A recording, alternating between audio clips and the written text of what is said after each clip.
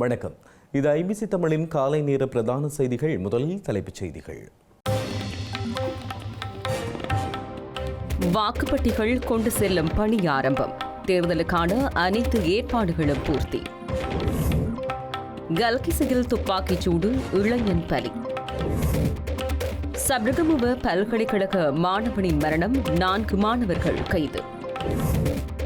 உள்ளூராட்சி மன்ற தேர்தலில் ஐக்கிய மக்கள் சக்தி வெற்றி பெறும் சஜித் நம்பிக்கை.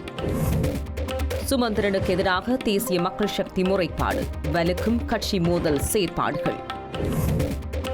ஐரோப்பிய ஒன்றிய பிரதிநிதிகளை சந்திக்கும் தமிழரசு கட்சி, அரசுக்கு எதிரான குற்றச்சாட்டுகளை முன்வைக்க தீர்மானம். இனி தொடர்வது விரிவான செய்திகள். இலங்கையில் நாளைய தினம் உள்ளூராட்சி மன்ற தேர்தல் நடைபெறவுள்ள நிலையில் வாக்குப்பெட்டிகள் வாக்களிப்பு நிலையங்களுக்கு கொண்டு செல்லும் பணிகள் ஆரம்பிக்கப்பட்டுள்ளன.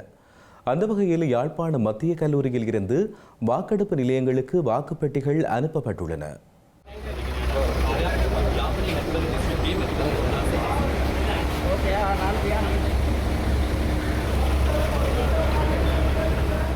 யாழ் மாவட்டத்தில் இருக்கின்ற 517 வாக்கெடுப்பு நிலையங்கள், அதாவது 17 உள்ளூர் அதிகார சபைகளுக்கான 517 வாக்கெடுப்பு நிலையங்களிலே வாக்குச்சாவடிகளில் வாக்கெடுப்பு நடத்தப்பட்ட பின்பு வட்டாரங்களில் ஒரு மத்திய நிலையத்தில் வாக்குகள் நடைபெறும். அந்த வட்டாரத்துக்கு மத்திய நிலையத்திலே ஒவ்வொரு வாக்களிப்பினுடைய வாக்குகளும் வெவ்வேறாக எண்ணப்பட்டு அந்த வாக்களிப்பு நிலையத்தினுடைய பெறுபேறுகள் தனியாக வெளியிடப்பட்டு அந்த வட்டாரத்து மத்திய நிலையத்திலே இந்த வாக்களிப்பு நிலையங்கள் அந்த வட்டாரத்துக்குரிய சகல வாக்களிப்பு நிலையங்களுடைய பெறுபேறுகள் ஒன்று சேர்க்கப்பட்டு வட்டாரத்தினுடைய பெறுபேறு அந்த வட்டாரத்திலேயே வெளியிடப்படும். அதன் பின்பு வட்டாரத்தின் பெறுபேறு வட்டாரத்துக்கு பொறுப்பான உதவி தெரிவத்தாட்சி அலுவலர்கள் இந்த மத்துலிய யாழ் மாவட்ட செயலகத்தில் அமைந்திருக்கின்ற பெறுபேறுகள் கையளிக்கும் நிலையத்தில் கையேற்கப்பட்டு அது பரிசீலிக்கப்பட்டு சபையினுடைய ஒவ்வொரு கட்சிகள் பெற்றுக்கொண்ட மொத்த பெறுபேறு தெரிவத்தாட்சி அலுவலர் யாழ்ப்பாணம் மாவட்ட செயலகத்தினுடைய கூட்ட மண்டபத்தில் வைத்து வெளியிடப்படும். நடைபெறவுள்ள உள்ளூராட்சி மன்றங்களுக்கான தேர்தலில் 1,72,96,330 பேர் வாக்களிக்க தகுதி பெற்றுள்ளதாக தேர்தல்கள் ஆணைக்குழு அறிவித்துள்ளது.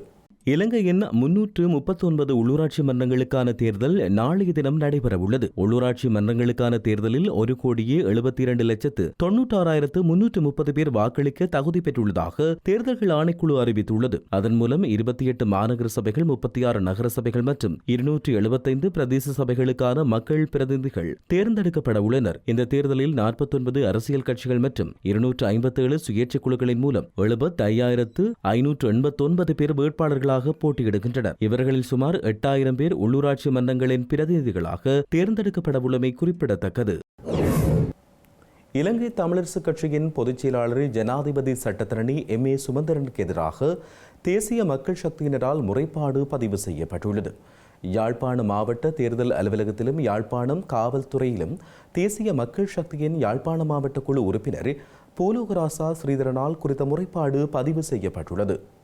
எமது யாழ் மாநகர சபை முதன்மை வேட்பாளர் சுந்தரமூர்த்தி கபிலன் தோழர் சம்பந்தமாக தமிழரசு கட்சியின் பொதுச் செயலாளர் சுமந்திரன் ஐயா அவர்களால் சில அச்சுறுத்தல் விடுக்கும் வகையான கருத்துக்கள் தெரிவிக்கப்பட்டுள்ளது. சுந்தரமூர்த்தி கபிலன் அவர்கள் உறுப்பினராக கூடி வர முடியாது என்றவாறு அவர் தெரிவித்துள்ளார். இது தேர்தல் விதிமுறையை மீறும் ஒரு செயலாகும். அதனை முடிவெடுக்க வேண்டியது தேர்தல் ஆணைக்குழுவும் மாவட்ட நீதிமன்றமும். அவர் அவ்வாறு தெரிவிக்க முடியாது. எனவே இது தொடர்பாக நாம் யாழ் மாவட்ட தேர்தல் கண்காணிப்பு குழு அலுவலகத்திலும் கச்சேரியில் அமைந்துள்ள அலுவலகத்திலும் முறைப்பாடு செய்துள்ளோம். அத்துடன் போலீஸ் நிலையத்திலும் நாங்கள் முறைப்பாடு ஒன்றை பதிவு செய்துள்ளோம்.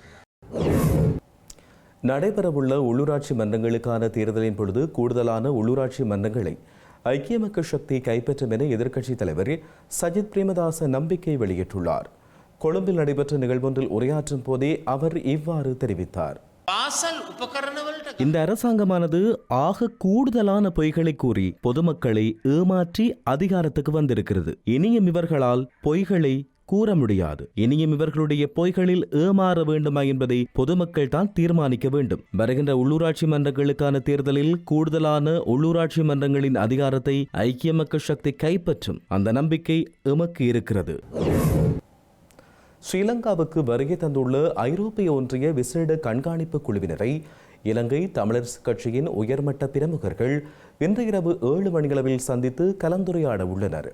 கொழும்பு பொல்லஸ் வீதியில் உள்ள ஐரோப்பிய ஒன்றிய அலுவலகத்தில் இந்த சந்திப்பு நடைபெறவுள்ளது. கட்சியின் தலைவர் CVK சிவஞானம் தலைமையிலான குழுவில் கட்சியின் பொதுச் செயலாளர் MA சுமந்திரன், நாடாளுமன்ற உறுப்பினர்களான ரா சாணக்கியன், வைத்தியர் ஸ்ரீநாத், கோடீஸ்வரன் ஆகியோர் கலந்து கொள்ள உள்ளனர். இலங்கைக்கு தற்போது ஐரோப்பிய ஒன்றியத்தால் வழங்கப்பட்டு வரும் விசேட GSP+ வரிச்சலுகை அடுத்த ஆண்டில் முடிவடைய உள்ள சூழலில் அதை நீடிப்பதா என்பது குறித்து ஆராய்வதற்காக ஐரோப்பிய ஒன்றிய குழு கொழும்புக்கு வந்துள்ளது. மேலும் இந்த கலந்துரையாடலின் பொழுது பயங்கரவாத தடுப்புச் சட்டத்தை நீக்குதல், இணைய பாதுகாப்பு சட்டத்தை சீராக்குதல், நல்லாட்சி என்பவை தொடர்பில் இலங்கை சர்வதேச சமூகத்துக்கு வழங்கிய உறுதிமொழிகளை நிறைவேற்றாமை குறித்து இன்றைய சந்திப்பில் தமிழரசுக் கட்சியினர் சுட்டிக்காட்டுவர் என்றும் தெரிவிக்கப்படுகிறது. இதேவேளை தமிழருக்கு நீதி வழங்கப்பட வேண்டும், அதிகாரம் முறையான விதத்தில் பகிரப்பட வேண்டும் என்பவை தொடர்பில் இலங்கைக்கு கடும் அழுத்தம் கொடுக்குமாறு இன்றைய சந்திப்பில் ஐரோப்பிய ஒன்றியத்தை தமிழரசுக் கட்சியினர் வலியுறுத்தி கோருவர் என்றும் எதிர்பார்க்கப்பட்டுள்ளது. கொழும்பின் புறநகர் பகுதியான கல்கிசையில் இடம்பெற்ற துப்பாக்கிச் சூட்டில் இளைஞர் ஒருவர் உயிரிழந்துள்ளார். கொழும்பின் புறநகர் பகுதியான கல்கிசையில் இடம்பெற்ற துப்பாக்கிச் சூட்டில் இளைஞர் ஒருவர் உயிரிழந்துள்ளார். கல்கிசை கடற்கரை வீதியில் இன்று காலை நடைபெற்ற துப்பாக்கிச் சூட்டு சம்பவத்தில் குறித்த இளைஞர் உயிரிழந்துள்ளதாக காவல்துறையினர் தெரிவிக்கின்றனர். உயிரிழந்தவர் 19 வயதுடையவர் என அடையாளம் காணப்பட்டுள்ளதாக காவல்துறையினர் குறிப்பிட்டுள்ளனர். அத்துடன் இது தொடர்பிலான மேலதிக விசாரணைகளை காவல்துறையினர் முன்னெடுத்து வருகின்றமை குறிப்பிடத்தக்கது. பகடிமதி காரணமாக தவறான முடிவெடுத்து உயிரிழந்த சப்ரகமுவ பல்கலைக்கழக மாணவரின் மரணம் தொடர்பில் 4 மாணவர்கள் குற்றப்புலனாய்வு திணைக்களத்தினரால் கைது செய்யப்பட்டுள்ளனர்.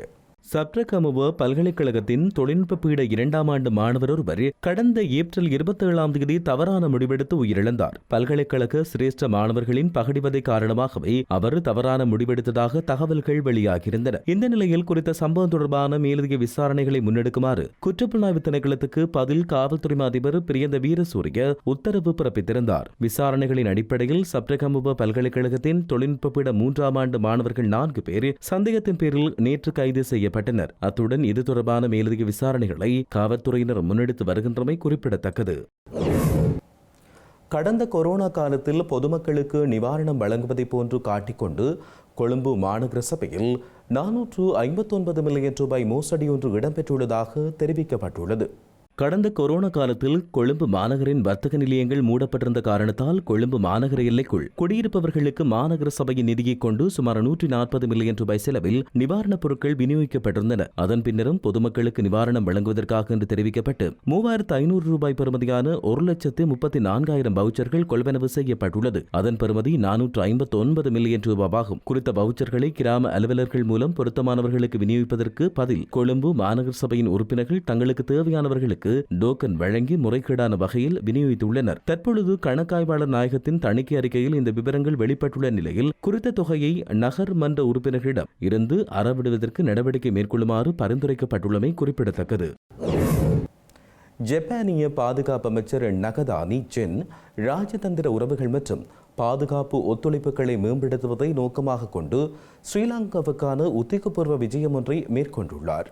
ஜப்பானிய தூதுவர் மற்றும் சர்வதேச விவகாரங்களுக்கான பிரதியமைச்சர் ஆகியோருடன் ஜப்பானிய பாதுகாப்பு அமைச்சர் நேற்றைய தினம் காலை ஸ்ரீ ஜெயவர்தனபுரவில் உள்ள பாதுகாப்பு தலைமை வளாகத்தில் அமைந்துள்ள இலங்கை பாதுகாப்பு அமைச்சுக்கு விஜயம் மேற்கொண்டிருந்தார். ஜப்பானுக்கும் இலங்கைக்கும் இடையிலான ஒத்துழைப்பை வளர்ப்பதிலும் தற்போதுள்ள இருதரப்பு உறவுகளை மேம்படுத்துவதையும் நோக்கமாக கொண்டு இந்த கலந்துரையாடல் முன்னெடுக்கப்பட்டது. மேலும் அனர்த்த முகாமைத்துவம், எல்லை தாண்டிய மனித கடத்தலை தடுப்பது மற்றும் கடலில் அரசு அல்லாதவர்களின் சட்டவிரோத நடவடிக்கைகளை எதிர்த்து போராடுவது போன்ற முக்கியமான விடயங்களிலும் இதன்போது கவனம் செலுத்தப்பட்டது. ஜப்பானிய பாதுகாப்பு அமைச்சர் நகதானி இலங்கை நீண்டகால கூட்டாண்மைக்கு தன்னுடைய பாராட்டுகளை தெரிவித்ததோடு உளவு தகவல் பகிர்வு, அபாயகரமான மற்றும் தீங்கு விளைவிக்கும் பொருட்கள் மற்றும் சைபர் பாதுகாப்பு குறித்த சிறப்பு பயிற்சி, கடல்சார் சட்டம் மற்றும் தேடல் மற்றும் மீட்பு பணிகள் ஆகிய துறைகளில் ஒத்துழைப்பு வழங்கவும் தன்னுடைய விருப்பத்தினை தெரிவித்துள்ளார். இதன் பின்னர் ஜப்பானிய பாதுகாப்பு அமைச்சர் பொரளை பொதுமையானத்தில் 2ஆம் உலகப் போரின் போது இலங்கையில் இறந்த ஜப்பானிய பிரஜைகளை நினைவுகூரும் வகையில் மலர் அஞ்சலி செலுத்தியிருந்தமை குறிப்பிடத்தக்கது. இலங்கையின் முன்னணி தேசிய பாடசாலைகளின் அதிபர் வெற்றிடங்களை நிரப்புவதற்கான விண்ணப்பங்கள் கல்வி அமைச்சினால் கோரப்பட்டுள்ளன. கல்வி நிர்வாக சபையின் 2வது அல்லது 3ஆம் வகுப்பு உத்தியோகத்தர்கள் இதற்காக விண்ணப்பிக்க முடியும் என கல்வி அமைச்சு குறிப்பிட்டுள்ளது. இலங்கையின் முன்னணி தேசிய பாடசாலைகளின் அதிபர் வெற்றிடங்களை நிரப்புவதற்கான விண்ணப்பங்கள் கல்வி அமைச்சினால் கோரப்பட்டுள்ள நிலையில் பாடசாலைகளில் அதிபர்களாக நியமிக்கப்படும் நபர்கள் அந்த பதவியில் குறைந்தபட்சம் 3 ஆண்டுகள் வரை சேவையாற்ற வேண்டும் என்ற நிபந்தனை விதிக்கப்பட்டுள்ளது. அத்துடன் நாடு தழுவிய ரீதியில் அதிபர் பதவி வெற்றிடமாகியுள்ள 24 தேசிய பாடசாலைகளுக்கான அதிபர் பதவிகளுக்கு இவ்வாறு விண்ணப்பங்கள் கோரப்பட்டுள்ளன. இவற்றில் காத்தான்குடி மத்திய கல்லூரி மற்றும் திருகோணமலை ஸ்ரீ சண்முகா தேசிய கல்லூரி ஆகிய 2 தமிழ்மொழி பாடசாலைகளும் உள்ளடங்கியுள்ளதாக கல்வி அமைச்சு குறிப்பிட்டுள்ளது. கொழும்பு துறைமுகத்தின் தெற்கு இறங்குதுறையிலிருந்து கொலன்னாவைக்கு எரிபொருள் கொண்டு செல்லும் குழாயில் மீண்டும் கசிவு ஏற்பட்டுள்ளது. குறித்த குழாயில் தற்போதைக்கு 3 மாதங்களுக்கு முன்னதாக கசிவு ஏற்பட்டு அதை சீர்படுத்தியுள்ள நிலையில் குறுகிய காலத்துக்குள்ளாக மீண்டும் கசிவு ஏற்பட்டுள்ளதாக தெரிவிக்கப்பட்டுள்ளது. கசிவு நிகழும் இடத்தை கண்டுபிடித்து அதை சீரமைக்க கொலன்னாவை எரிபொருள் கூட்டுத்தாபன ஊழியர்கள் கடும் முயற்சிகளை மேற்கொண்டு வருகின்றனர். இதனிடையே நேற்று மாலை கொழும்பு தெற்கு இறங்குதுறையின் கடல் பிராந்தியத்தில் எண்ணெய் கசிவுகள் அவதானிக்கப்பட்டுள்ளன. கொலன்னாவிற்கான எரிபொருள் குழாயில் இருந்து கசியும் எரிபொருள் கசிவுகளை இவ்வாறு கடல் நீருடன் கலந்திருக்கலாம் என்றும் சந்தேகம் வெளியிடப்பட்டுள்ளது. நாட்டின் பல பிரதேசங்களில் 50 மில்லிமீட்டருக்கும் அதிகமான மழைவீழ்ச்சி பதிவாகக்கூடும் என வளிமண்டலவியல் திணைக்களம் தெரிவித்துள்ளது. நாட்டின் பல பிரதேசங்களில் 50 மில்லிமீட்டருக்கும் அதிகமான பலத்த மழைவீழ்ச்சி பதிவாகக்கூடும் என வளிமண்டலவியல் திணைக்களம் தெரிவித்துள்ளது. காலநிலை மாற்றம் குறித்து வளிமண்டலவியல் திணைக்களம் அறிக்கை ஒன்றை வெளியிட்டுள்ளது. இதன்படி இன்று பிற்பகல் 1 மணிக்கு பின்னர் மழையோ அல்லது இடியுடன் கூடிய மழையோ பெய்யக்கூடும் என வளிமண்டலவியல் திணைக்களம் எதிர்ப்பு கூறியுள்ளது. சப்ரகமுவ, மத்திய, ஊவா மற்றும் தென் மாகாணங்களிலும் அம்பாறை, மட்டக்களப்பு மற்றும் பொலனறுவை ஆகிய மாவட்டங்களிலும் பிற்பகல் 1 மணிக்கு பின்னர் மழையோ அல்லது இடியுடன் கூடிய மழையோ பெய்யக்கூடும் என வளிமண்டலவியல் திணைக்களம் எதிர்ப்பு கூறியுள்ளது. நாட்டின் ஏனைய பிரதேசங்களில் சில இடங்களில் 50 மில்லிமீட்டருக்கும் அதிகமான மழை வீழ்ச்சி பதிவாகக்கூடும் என்றும் தெரிவிக்கப்பட்டுள்ளது. யாழ்ப்பாணத்தில் ஒரு பிள்ளையின் தாய் ஒருவர் சடலமாக மீட்கப்பட்டுள்ளார். யாழ்ப்பாணம் வடமராட்சி பருத்தித்துறை தும்பளை கிழக்கு கடற்கரையில் ஒரு பிள்ளையின் தாயொருவர் சடலமாக மீட்கப்பட்டுள்ளார். குறித்த சம்பவம் நேற்றைய தினம் இடம்பெற்றுள்ளது. சம்பவத்தின் பொழுது தும்பளை கிழக்கைச் சேர்ந்த 37 வயதுடைய ஒரு பிள்ளையின் தாயொருவரின் சடலமே கடலில் மூழ்கிய நிலையில் கரையொதுங்கியுள்ளது. இந்த நிலையில் அருகில் உள்ளவர்களால் பருத்தித்துறை காவல்துறையினருக்கு அறிவிக்கப்பட்ட நிலையில் அங்கு சென்ற பருத்தித்துறை காவல்துறையினர் மேலதிக விசாரணைகளை மேற்கொண்டு வருகின்றமை குறிப்பிடத்தக்கது. செய்திகளின் நிறைவாக இனி மீண்டும் தலைப்புச் செய்திகள். வாக்குப்பட்டிகள் கொண்டு செல்லும் பணி ஆரம்பம். தேர்தலுக்கான அனைத்து ஏற்பாடுகளும் பூர்த்தி. கல்கிசையில் துப்பாக்கிச் சூடு, இளைஞன் பலி. சப்ரகமுவ பல்கலைக்கழக மாணவனின் மரணம், 4 மாணவர்கள் கைது. உள்ளூராட்சி மன்ற தேர்தலில் ஐக்கிய மக்கள் சக்தி வெற்றி பெறும் சஜித் நம்பிக்கை. சுமந்திரனுக்கு எதிராக தேசிய மக்கள் சக்தி முறைப்பாடு, வலுக்கும் கட்சி மோதல் செயற்பாடுகள். ஐரோப்பிய ஒன்றிய பிரதிநிதிகளை சந்திக்கும் தமிழரசு கட்சி, அரசுக்கு எதிரான குற்றச்சாட்டுகளை முன்வைக்க தீர்மானம். இத்துடன் ஐபிசி தமிழின் இன்றைய காலை நேர பிரதான செய்திகள் நிறைவடைகின்றன. தொடர்ந்தும் செய்திகளை அறிந்து கொள்ள ibctamil.com என்கின்ற நமது இணையதளத்தினை பார்வையிடுங்கள். வணக்கம்.